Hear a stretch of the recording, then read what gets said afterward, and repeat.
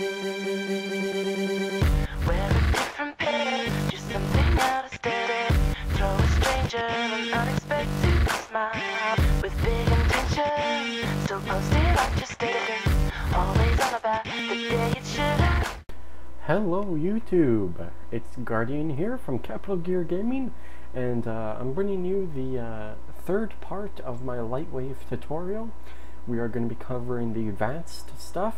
As a result, I'm expecting everybody that is watching this video to know what they're doing and to understand pretty much everything that I'm doing. Everything in LightWave is set up similar to a lot of other 3D packages, but it's also set up in a way that once you've learnt one part of it, you should know the gist of everything else.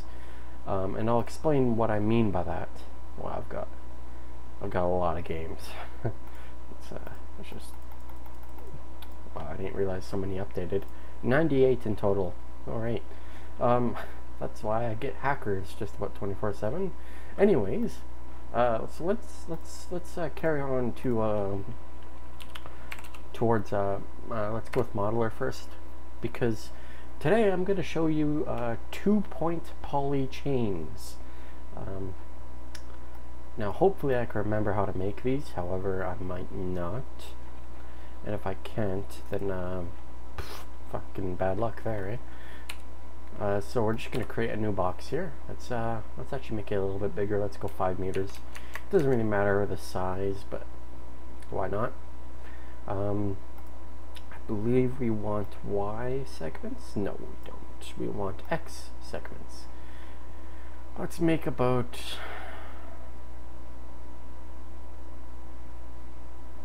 26, I guess. Wait, we don't want that, do we? No, we want Z. No, fucking hell, we do want Y. I was right. I'm just being an idiot. Alright. Awesome. Smooth start, guys. Smooth start. So let's create that. And what we are going to do is grab these points here and this point here, and I've done it wrong. I'm sorry. I know, you guys must hate me. That's also wrong. Grab that, and then grab... I am doing this very wrong. I even did that wrong. I made the box wrong. Ugh. Bad day to start already. So reduce that to 1. We want, yes, we want this, at least. Or Z. You can use either X or Z. Really, you could use either one, but using X or Z will reduce... you won't have to rotate the object, basically. And it's a thing to make sure you just set up everything so that it works out for you specifically. So we're going to delete everything but one edge, if you will.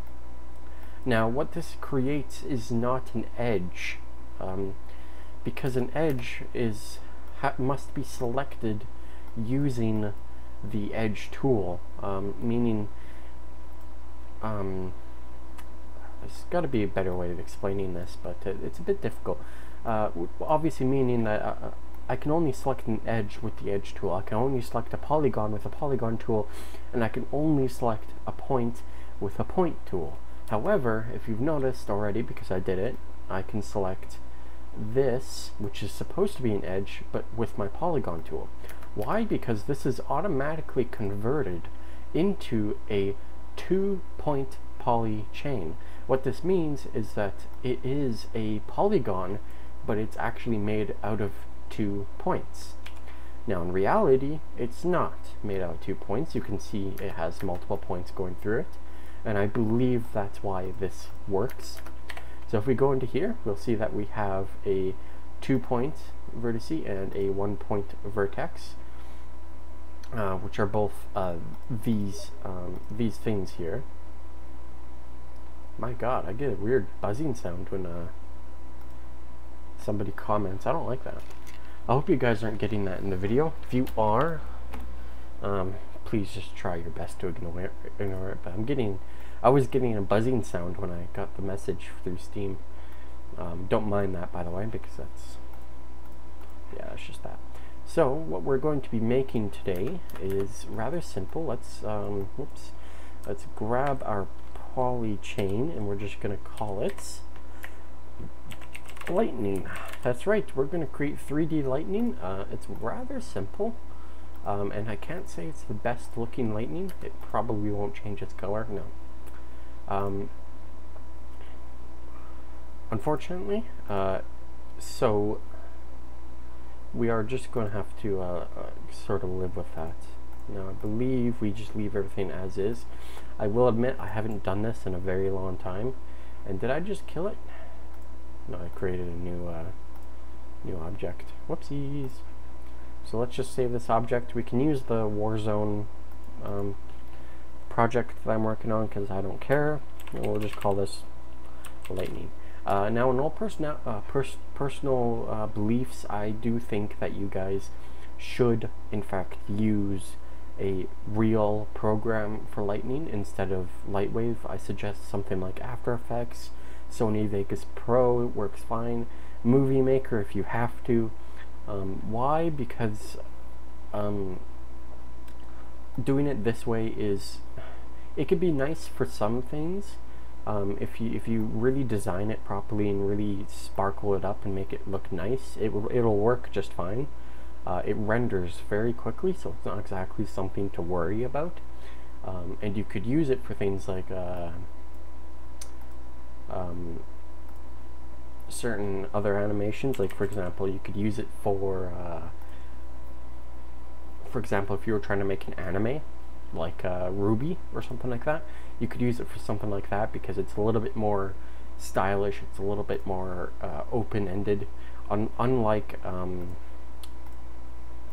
something like Sony Vegas or After Effects, where you may be somewhat limited to what you can do with the lightning. But nonetheless, let's just plop it in. So we're going to rush into our first problem, aside from it being invisible here as well. But if we bring it up there, take our camera, let's just focus it in the right area. If we bring this up and then take a render of it, oh wow, we actually do get our line. I guess, oh yes, I guess that they must have changed that. It used to be that in some cases you had to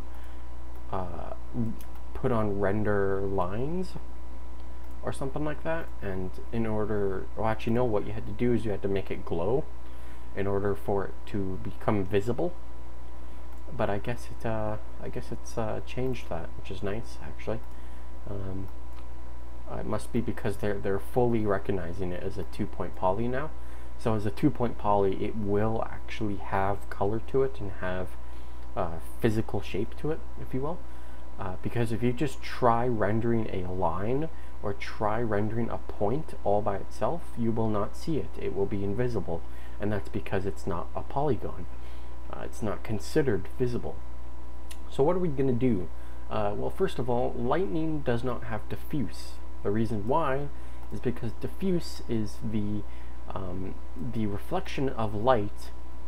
Yeah, it's the reflection of regular light. So don't get reflection and diffuse mixed up, because they are not the same things. Reflection is the reflection of your environment, while diffuse is the reflection of your light. For example, we have a blue line here. However, in reality, what that means is that when light hits it, every color in the light spectrum is absorbed except for blue, and blue is actually bounced off of our object, making it appear to be blue. So in reality, every object in life, as well as in animation, technically, is rainbow color, but it just appears to be certain colors because it's reflecting certain amounts of that light. It's a very confusing thing, but it's true. At any rate, we're going to turn this to 0, and the reason why we're going to turn it to 0 is because lightning, it does not have any diffuse. light does not bounce off of lightning, because lightning creates light. Now, I assume, yes, I assume that some light does bounce off of lightning, and I assume some light bounces off light, and, you know, light, I assume, bounces off things like the sun, and off of things like neon, and like whatever, right? But we're not going to get into those statistics, because that's a lot of work, and it's kind of pointless. Instead, we're going to take the luminosity, which is the amount of light the object generates, and crank it up. Now, we can actually crank this up quite a bit. I'm going to say 200%. Because this is lightning, it's generating its own light, so yeah. Specularity, we don't have to play with. Reflection, we don't have to play with. None of this we have to play with, not even bump, because we won't be using bump. We'll be using something else. Now here's where we get some interesting stuff. We'll have glow intensity, and we'll be playing with that fairly soon, but we won't be doing that right now. What we will be doing is we will be doing a displacement map. So we'll enter the properties of our object. For those of you that quite haven't gotten that far into LightWave, going into properties of an object, of a camera, of bones or lights is done by pressing P. If you do it on an object, it'll bring you to this right away. And we're just going to go over to deform and go into displacement map. Displacement map will adjust the physical attributes of our lightning, and you'll see it right away. We are at a grid size of 2 meters, which means every block is 2 meters, which means that our scale is at default is set to 1 meter, which means if we add a displacement map right now, this thing will just destroy itself, basically. We don't want that, so let's actually reduce this to about 500 millimeters and see what we get for that. I'm just going to do all ranges. I know I put in one N there. Don't make the mistake of thinking I'm that stupid. And we're going to change this into a procedural texture. Now the moment I do this, you'll see that instantly it has basically freaked out, and that's perfectly fine. We can adjust the values. Adjusting the value will change how much of a effect, if you will, it will take. Adjusting the frequency will change sort of the actual shape of our procedural. We have multiple procedurals. You can try them all out. We have things like brick. If we try brick, it's a very, as you can see, it's a very sort of stable, one-hit type of thing. We can scrub through our position, and we're going to scrub through the X position, and we can see it animate across at random intervals, that's very nice if you were to create a one of those music style type of things. But we're going to set that back to 0 because I don't want to use brick. It's not very lightning like, although I suppose you could if you really wanted to. One thing you could do is apply a second procedural, place brick on that as well, and make a negative value of it. So let's go around -8 or so. Let's do a little bit less, just add some variety to it. And then we would change its position ever so slightly. Let's place it about there. And then if we were to add additive to it, we can create what appears to be a little bit more like lightning, or a little bit more like waves, something a little bit more interesting. But again, that's not lightning. What we had before was a little bit more like lightning, where it's a little bit more erratic, more random. So we're just gonna stick with that. And 500 millimeters seems to be a very good amount. It doesn't cause it to spike everywhere. Because if you check out here, doing 1 meter actually hasn't affected it much at all. Well, that's fine. Whatever. I was expecting it to affect it a lot more than that. Obviously, if you change frequencies too much, you will disable it altogether, because frequencies kind of change how much of the actual procedural is there. So if you change it to 0, it becomes a blank value. I think there is still a small amount there, but I'm not too sure about that. And 20 is a bit too much, and it doesn't really make much of a difference towards the end, but whatever. Fractal noise. Fractal noise is way too much. Fractal noise has a lot of crap in it. So, although we could use this actually for erratic lightning. So lightning that's very dangerous, if you will. We could even use it maybe to surround a character, because it's really stretched our lightning out. So by stretching it out, we can make it basically look like it's surrounding our character. This, like I said, it's especially good for anime type of things. So if you want to look at it as if it was an anime, this would be very good for surrounding your character in lightning. So obviously, you know, you could play with these as much as you want. We'll stick to something basic. Let's just scrub through this. I like that. I like that a lot. So we'll stick with smoke, or smoky. Now you might notice something weird about this texture smoky. Is it's sort of I can't zoom in on it, unfortunately, but you'll see that it's a very kind of gradient type of thing. It has like light, dark, and then white. This is called a grayscale image, and it's generally used for specularity maps, bump maps, displacement maps, as you can see here, and in rare occasions diffuse maps, but I wouldn't get into that, to be honest. So what we're going to do is we are going to it's somewhere in here, I think. No, it's not. Never mind, I'm going crazy. It's somewhere up here. We're almost done, believe it or not. This may be, you know, I said it's advanced, but we're actually almost done it. So don't worry, we're not going to be sticking around too much longer together.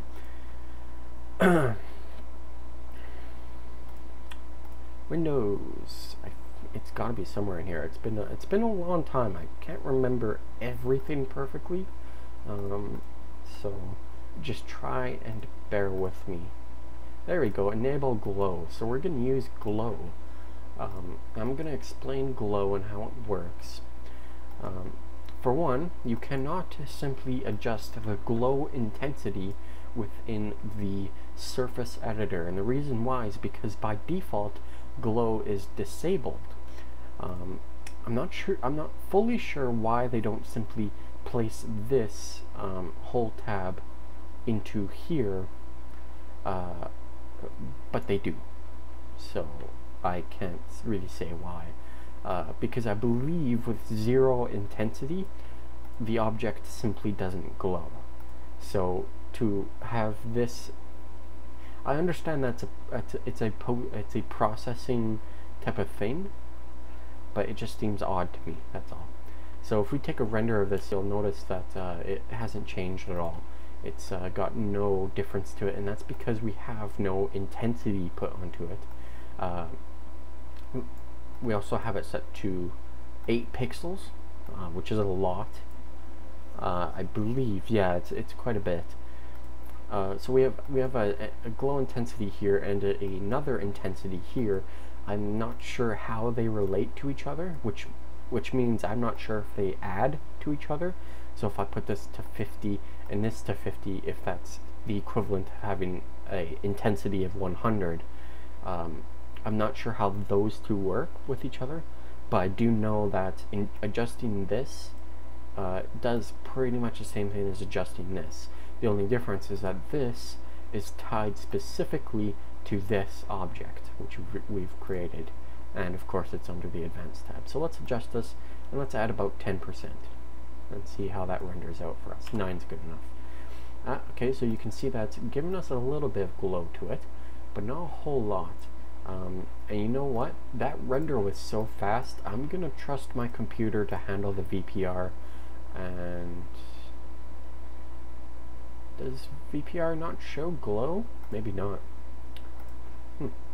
Maybe I'll add more intensity to it and see if VPR picks up on it.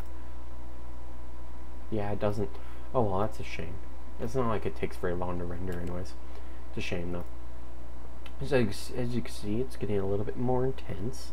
If we increase it even more, now we're getting something a bit ridiculous. Let's see if we increase this intensity. And now we're getting a very blurred, I consider this bad pretty much at this point. It's starting to look very blurry and thick. Now if we actually reduce the amount of pixels, this will reduce the amount of size it has overall, while the intensity changes how much of that size it takes up, because the glow itself is actually a gradient. So if we actually reduce this back to 8 pixels, and I'll show you how it's a gradient. So if we reduce this to about 10 and reduce this to about 20, we'll re-render it. It's not shown, so let's go back to about there, re-render it. We're getting a little bit of a glow. Let's do a little bit more in here. Okay, that's looking a little bit better. So I'm going to show you guys how it's a gradient, as you can see. So the maximum thickness is set to 8 pixels, which means 8 pixels away from our line is the maximum amount that our glow can actually grow to. So if we increase this, it can go out further. So let's see what happens. Yeah, as you can see, it's starting to go out further now. So that's just, yeah, it's the grow radius. Oh, there we go. It explains it right there. I wasn't paying attention to what it actually said there. So that's not too bad there. So let's go about for animating it. Well, in order to animate it, we're going to have to envelope its movement. And we're going to do that, whoopsies, through the displacement map. I'm used to enveloping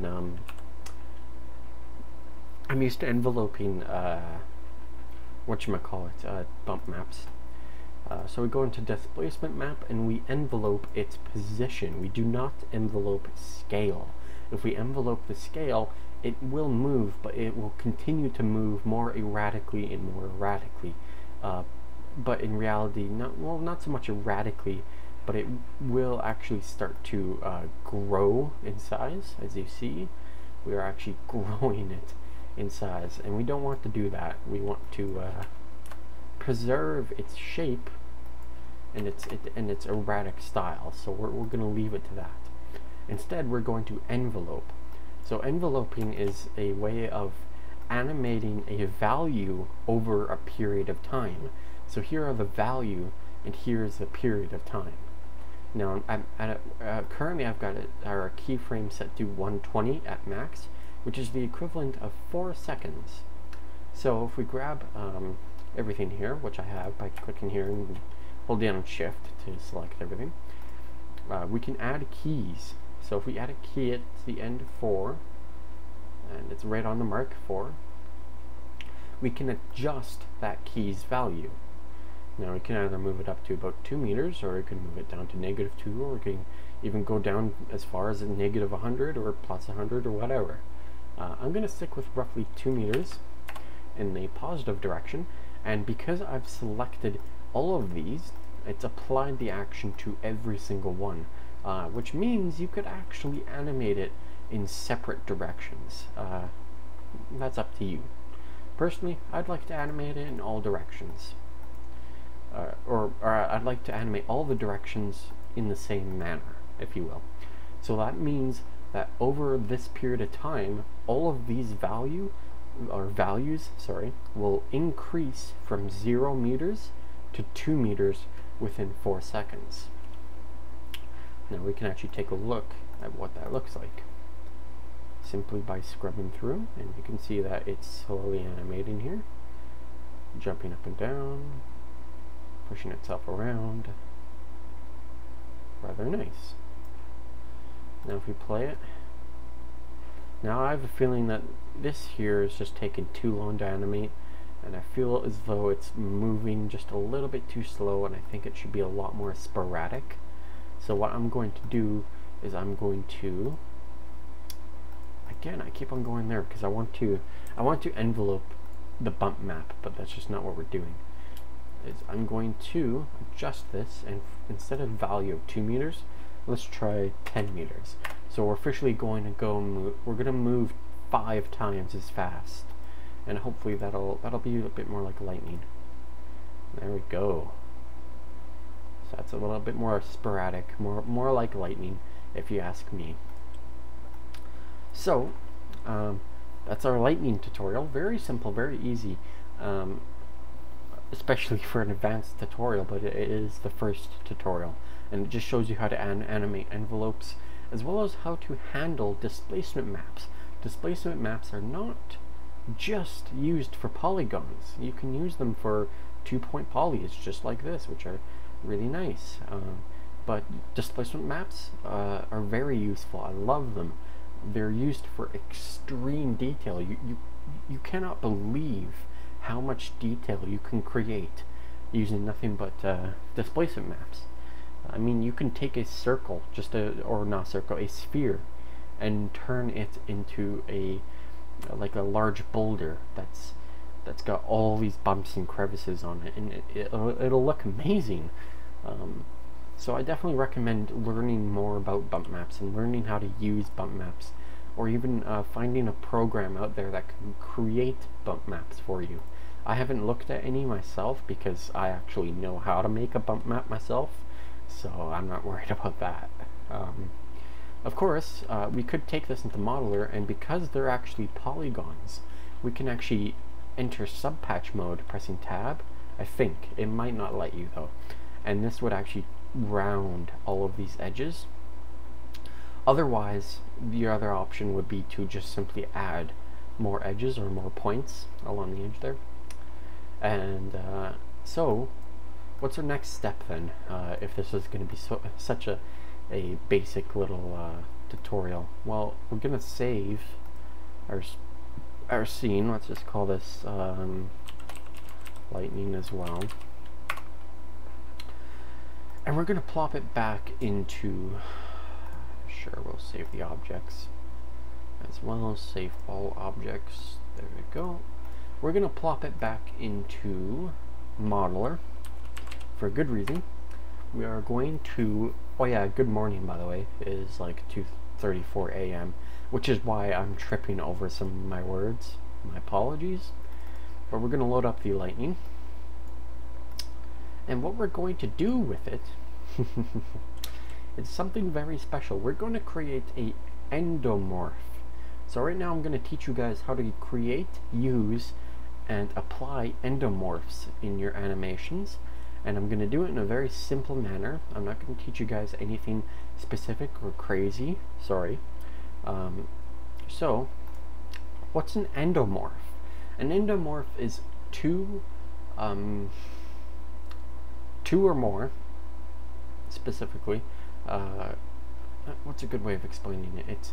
It's two or more adjustments of an object, if you will. So an endomorph is a object that has been manipulated in one position and in another position, and you can imagine those two positions as keyframes in layout. As a result, you can create a transition between these two positions. Now, what does that all mean, really? Like, what does that mean? Well, that means something very simple. We have this right here, which is a straight line going across our frame here, and it hasn't been changed or modified in any way.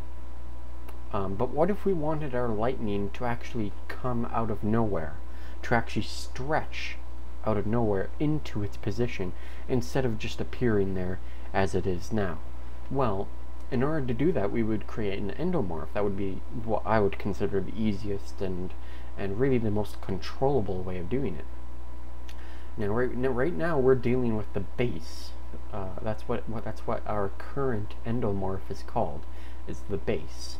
It's also your main endomorph, and really where the object either starts or ends. In our case, it's where our object ends. So the morphs can be found at our little selection tab, our text, or not texture tab, our fucking hell, what is it called? Our naming tab, I guess. So normally we're set to this, which is weight. And we also have texture. Texture is for UV maps. We have morphs, which is used for endomorphs, which we'll be using right now. C, I can't remember what C, oh, color. Those are for color maps, which we can take a look at maybe. Then we have S, which is for points, selections. So we're going to go into morphs here. So our base is this. It's just a straight line, kind of boring. So let's create a new one, and we're going to call this one collapsed. And we're just going to create it. And now we're actually looking at collapsed. So what that means is that if I adjust this, like so, or in any manner, if I adjust it in any way, doesn't matter how I adjust it, and then leave it as so, and we go back to base, you'll see that it returns back to normal. Well, if I put this into layout, layout will treat this as keyframe number 1 and this as keyframe number 2, which means it will automatically animate everything in between. So we can actually make this object that's perfectly straight rise its middle part up simply by using an endomorph. Now we don't want that, but what we do want is it to collapse. So with the stretch tool, I'm actually going to, let's not use selection, let's actually use mouse instead.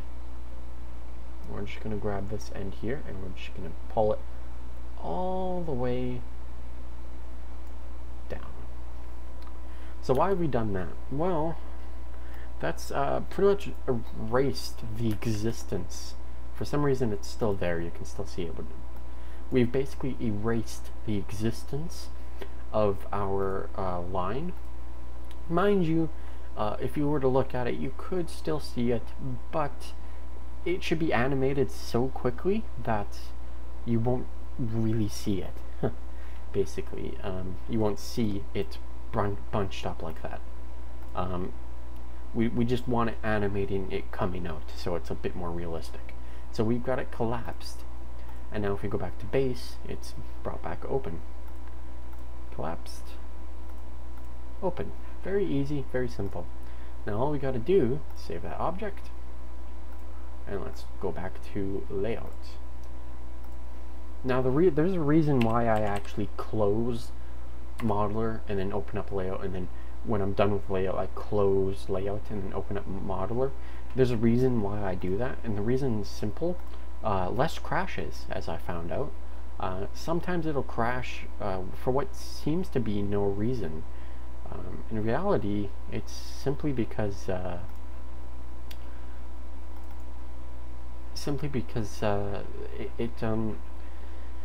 don't know, it just doesn't like having multiple, like it doesn't like having modeler open and layout open at the same time, or vice versa. And when you're working on it, you should really give layout all of your computer's power. Like really, I shouldn't even have Steam running right now. But oh well, it's not a big deal. It's not gonna change the world, I'm sure. So we're gonna go up to our little guy here. We're gonna enter properties, and under deform tab we have the morph mixer, and we have collapsed. That's right. And you'll notice that, hopefully you guys could follow that, because it wasn't exactly difficult for me to do that. Hopefully you've noticed, well, there seems to be an envelope button here. Now what happens if I adjust the slider? Well, wouldn't you look at that? Now, unfortunately, our camera isn't facing the front. I was hoping it'd be facing the front. And our object here is actually collapsing in the wrong direction. Holy crap, that's not good. I want it to collapse in this direction. That way it comes out from the left to the right. I don't know why, but that's how I got it set up in the modeler, and I want it to be set up like that in this too. Well, how can I solve that? Simple. Go in the negative direction. Oh, okay, never mind, that didn't work. I suppose we could also just rotate it. I thought I could be fancy there and go in the negative direction. Oh, I couldn't though. We can rotate it, don't worry. We're not doomed. Okay, apparently we can't. Wow, this thing's a little bit smarter than I thought. Can I really not? Yeah. Oh, that's because I rotated it literally 360. I want 180, sorry. I'm being stupid. There we go. So, we're gonna start here. And then we are going to go to the end here, and we are going to uncollapse it. Now, most of you have already probably clicked on the envelope and have started animating it, and that's perfectly fine if you want to be a noob. But you anybody who's smart enough and who has learned how the keyframe works, you'll notice this little button here. My, what is that? Well, if you've seen older versions of LightWave, you might have seen a similar button somewhere down here. I think it was down here. I think it used to be down here. I guess they must have removed it because it was kind of pointless. But what it represented back then was the auto key feature, which we can turn off here in a minute. Which means, in reality, I actually don't have to animate it myself. I don't have to go into envelope and animate it myself. If you do that, that's perfectly fine. If you're simply used to it doing that way, then I don't blame you. That's perfectly okay. But I believe we do have to delete it manually. If not, then please do tell me, because that's useful to know. Let's actually reduce it to about 1.5 seconds. And we're going to bring it out to 0%. Now I'm hoping that that will be fast enough. However, it could not be fast enough, for all we know. Now this is not going by real time. I don't know how to change that. I think there's a way to change it, but I don't really care, to be honest. I'm too tired to figure out now. But 1.5 seconds does not move this slowly, so this isn't a real representation of how fast it's moving, but it's pretty close. So we're just going to take a look at this. 1.5 seconds. So imagine that maybe twice the speed. Nah, I think we should reduce it. Let's try actually 1/2 second. And, well, no, maybe not 1/2 second. Let's go something a little bit more realistic. Let's try, let's grab this and bring it down to, instead of 1.5, let's try 1 second. Now let's add another keyframe for the very end. You'll notice that it takes advantage of the TCB spline incoming curve method, which is personally not my favorite type of thing, because it does this curve automatically. Because there's no tension between these two things, it's much like a bridge, if you will. And that is useful in reality. It can be used for things like creating movement of airplanes or cars. But in this case, let's just set that tension to 1, which is the equivalent of 100. And now they should move pretty much as perfect as possible.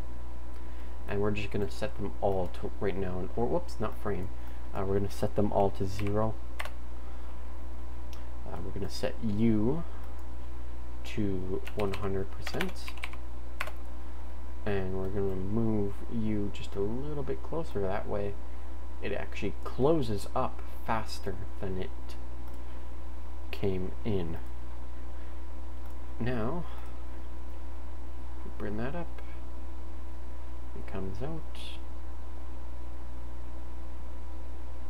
and then it comes back in.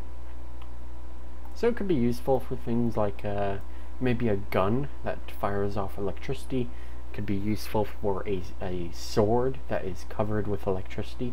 For example, we could take a look at, I'm not being a gay anime nerd, because to be honest, I'm not a huge fan of this anime, but we can take a look at Naruto's Sasuke sword, I guess. Of course. As you can see, it's covered with lightning, it's got some glow on it. This type of lightning could easily be done using LightWave, so that's one thing I'd certainly suggest, is using that for method of that. And animation, like anime-based animation, is very simple in LightWave. It's certainly a lot easier than trying to create something photorealistic, and I hate people who dwell on the idea, I have to make this photorealistic, because guess what? You don't. You know, because photorealism in LightWave, it's nice and everything, but it's just a pain in the ass.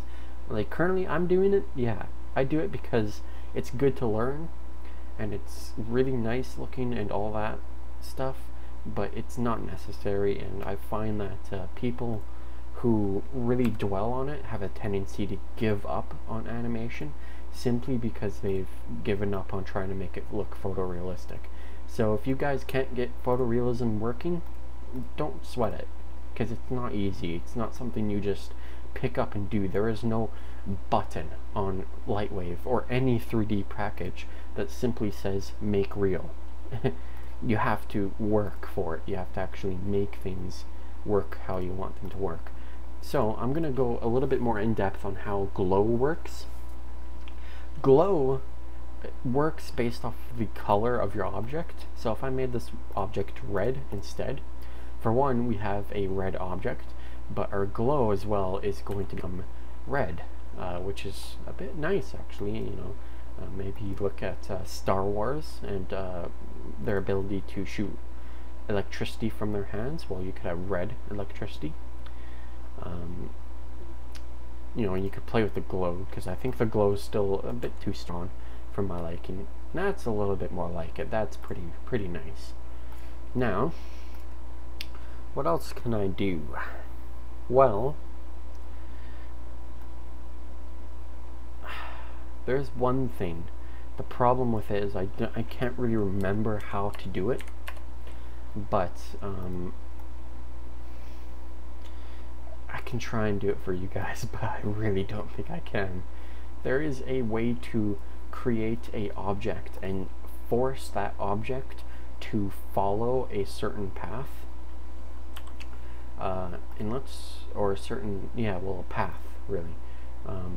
And a path can be determined by something like this. Now, I do hate auto key sometimes, because it's a bit of a pain in the ass, because I can't use it there because I want it to be stretched out. Yeah, geez, sorry guys, I really can't do this. I don't remember how to make something follow a path, but I will show you guys this, simply with one frame. Later I'll show you how to make something follow a path like this, and it's very easy, that much I know. I think it's under motion options, which is done by pressing M, and I think it's either controllers or modifiers.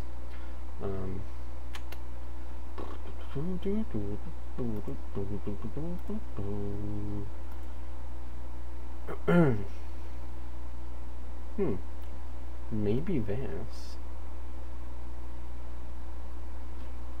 If we delete the frame at 0, or I mean, sure, whatever. Create this frame at 0 and delete the current frame, and then apply this to all of them. Would it? No, it doesn't want to move. What a shame. There is supposed to be a way to make something move. Maybe it is under the modifiers. Follower, maybe? I know there is something where it basically forces an object to follow the what do you want to call it? The sort of shape of another object. and I think it might be follower. Follower kind of sounds like a like this light would follow this, which doesn't really work out very well. It's one of these. I swear it is. I absolutely swear it is, because I remember watching a tutorial on it. I'll have to, maybe Anchor? It could be Anchor.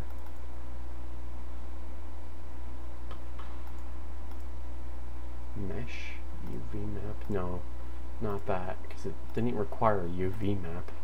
God forbid it require a UV map. I hate UV maps. Well, I love them, but I hate them at the same time.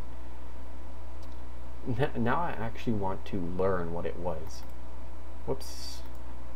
Following none. Item to follow. Lightning. Align to path. Uh-oh. Did I just crash it? Oh no, I need to continue. No, it doesn't like that either. After AK. Disable that maybe. That's gotta be a way to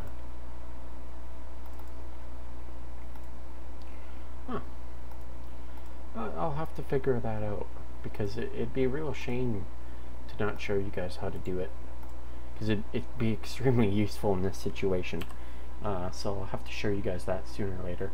At any rate, let's just deal with this right now. So if we go into here, activate lens flares.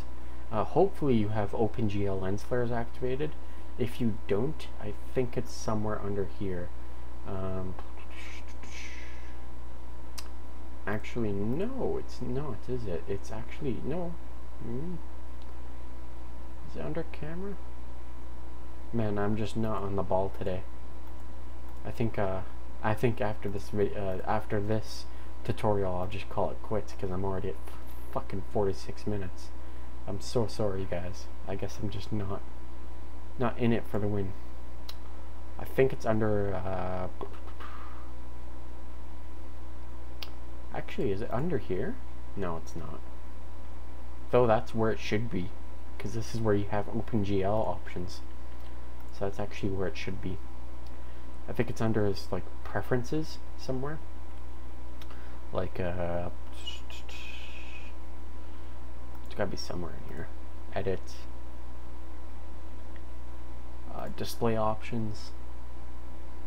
And under here we have OpenGL lens flare, OpenGL fog, and those two are very good things to have open.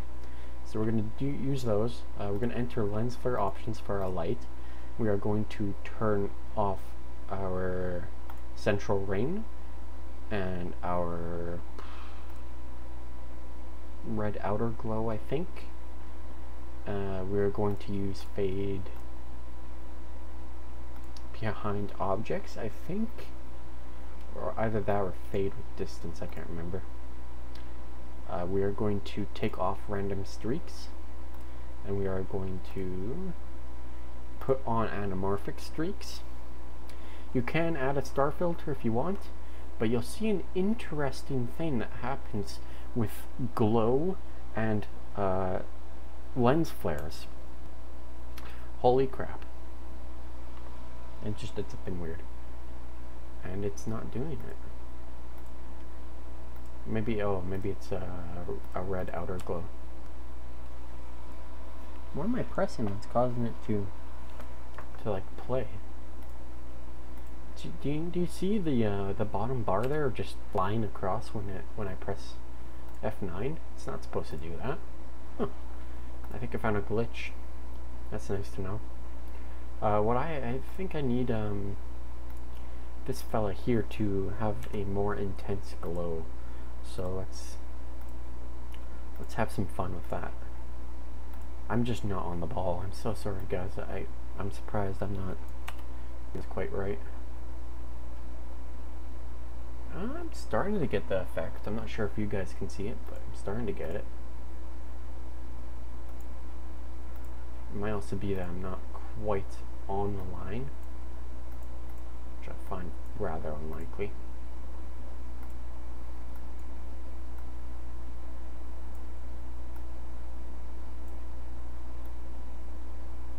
Holy crap, that's really, really small, larger grid size there. Let's use 0.5. That way I can move it with more detail. Ooh, there we go, right on the line. That shouldn't matter though, it should be fine where it is, because it's close enough. It has to be one of these that's causing it to not do what I have to do. You are actually seeing it though. Well, you might not be, but I am. So I guess I'll just zoom in on it. It's fairly hard to see though. I think it might be a processing issue here. Just try and increase that a little bit more. Oh yeah, that's starting to give it more. So I guess it has to be much thicker. This is very good for whatchamacallits. There we go, it's doing it now. That's great. This is really good for it can also decrease the flare intensity, I think. Actually fixes it too, I think. Increase it to something like more like 40, but having more intense flares is really good for it too. And obviously changing the color of the light will change the color of the flare. Now if we take a look at it, yeah, that's really starting to do it now. You'll see what I'm trying to get here. We can take a look at the outer glow. That really suits it, yeah. I like that. So what this gives you is sort of a it's almost like as if there's, you can imagine this being a tube that glows and there's a light inside of that tube, because if you take a closer look, you'll notice that the red glow actually envelops our light, and it looks like it's sort of bulging, and that's just simply the way LightWave renders this. I'm not sure if there's a specific reason aside from the rendering engine that does that, but it looks so cool. And I actually have an example somewhere on here where it where I've used that, and it was actually for a screensaver that I created, but I might not have it anymore, which is a bit of a shame. But I created a nice little animation I called Glow Cube, and it was a cube where I rendered nothing but its lines, its edges, and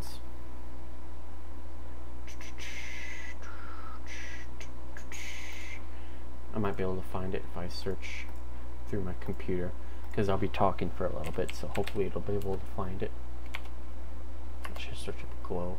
Should be quick enough, I hope. It was a cube where I colored it green, and I had it render only its edges, or its lines if you prefer, and I placed a light in every edge, and I animated the lights along the cube as the cube slowly rotated, and I had it so that it would by the end of the animation it had reset properly, and I basically just allowed it to loop over itself, and that way I could put it as a screensaver, and it was really nice actually, and I quite enjoyed making it because it was simple but it looked good. Also, while that's searching for it, because there's a good chance that it'll never be found, unfortunately, you may notice that when I render it, God, I wonder why that's happening. It's got to be happening for a reason, to be honest. You'll notice that, my oh my, do these ever have horrible edges. Like, I mean, look at those edges. Just look at them. Look at those edges. Those horrible, horrible edges. The poor things, look at them. They don't have any friends to help smooth them out or anything. Well, we're going to fix that. Let's apply some anti-aliasing. Now, the wonderful thing about 3D packages, specifically ones like LightWave, is the anti-aliasing is just unlimitless. Because there's no limit, it's 3D animation. Why would there be a limit? So, we're just going to disable that and that. We're going to leave it there. So, we've got our resolution set to 1280 by 720. And here we have minimum samples and maximum samples. This is confusing stuff. I can explain it, but believe me, it's pretty confusing stuff. Let's just search through here. A lot of stuff that actually says glow. That's surprising.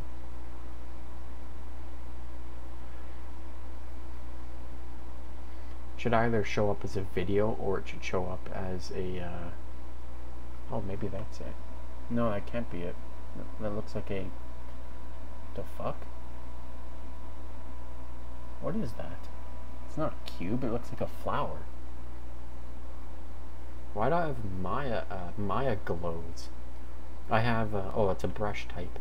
I do have Maya, so when I talk about other 3D packages and I talk about how it's so much more awesome LightWave is, and people argue with me and tell me, well, you haven't tried any other ones. Yes, I have, and I don't like any other ones. LightWave is the one for me. I have tried Maya, and I don't like Maya at all. I'm starting to lose my voice. Not a good day to... Wow, I'm surprised that got some random video. Yeah, it's like a... It's like a flower of some sort. Weird. That's trippy. I've never made that or even seen it before. The stuff you'll find on your computer. At any rate, we have a... thanks to LightWave's 11.5 or higher, LightWave's new adaptive sampling, we now have minimum samples and maximum samples. Minimum defines the amount of anti-aliasing it will apply on each individual pixel, while the maximum amount applies to maximum amount of samples apply to each individual pixel. And it sort of bases itself off of color differences. So as color transitions from, say, gray to black, gray being the object and black being the background, it will recognize that those edges have to be sampled, and based off of how sharp that transition is, it will decide how many basically how many times it will sample it. We also have other options as well. Like I said, there's lots of options and lots of ways of sampling. We have shading samples and light samples.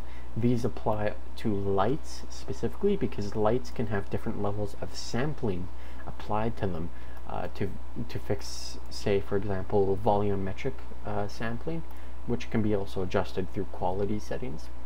We also have shading, which applies to shadows.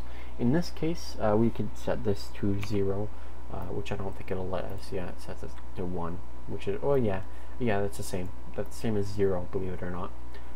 But we'll set that to 1 because there are no shadows in this scene, so it's kind of pointless to have it there.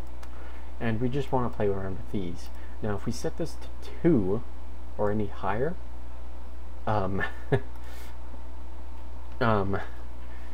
it'll slow down a lot, believe me. Set it to 1, it's safer, because setting it to 2 or even more is really pushing it quite far, especially a lot farther than it has to be. So for example, 4, let's actually do with 1 like so, and we are just going to zoom in on those edges so we can take a look at them nice up and close. Now if we set it to, for example, 4, which is a nice good amount, that should take too long. I am recording though. There we go. So you see it's smoothed it out a little bit more. Now if we change that to 2, Took quite a bit longer that time, but it's helped it quite a bit. We can really ramp this up though. That's the great thing of having a minimum samples, is that we can really crank this sample. So let's change it to 100. And you'll notice that slowed down quite a lot more. Oh, very nice. That's some anti-aliasing right there. However, we don't have to bring it down so much, because we also have reconstruction filters. Generally, I go with Gaussian. Mitchell Soft is a pretty good one, or Mitchell as well. But I usually stick with Box, Gaussian, Box Soft, Mitchell Soft. That's usually what I stick with. Using a soft function kind of blurs everything a little bit, and it sometimes looks kind of nice, and I sometimes kind of like it. So if we change that to Gaussian and switch that back to 4, very fast, but we get it to really smooth it out. So we really don't need nearly as many samples. So we can change this to 2 and maybe crank this up to 10, and that'll just get rid of these finer edges up there. Now if we let it render through, very, very smooth, almost unrecognizable there, with absolutely 0 edges. So that's always a nice thing to remember, is to put that on, just so you can get all those edges taken care of. Nobody wants to see the edges. Unfortunately, it doesn't look like I have that video anymore. I don't recall removing it, but that's life, I guess. Yeah, I'm not seeing any videos aside from that really weird flower one.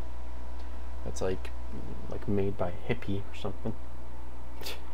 So that's how you handle with displacement maps, 2-point polychains, and a little bit about glow and lights, as well as some sampling stuff for those of you that haven't quite learned how to use reconstruction filters.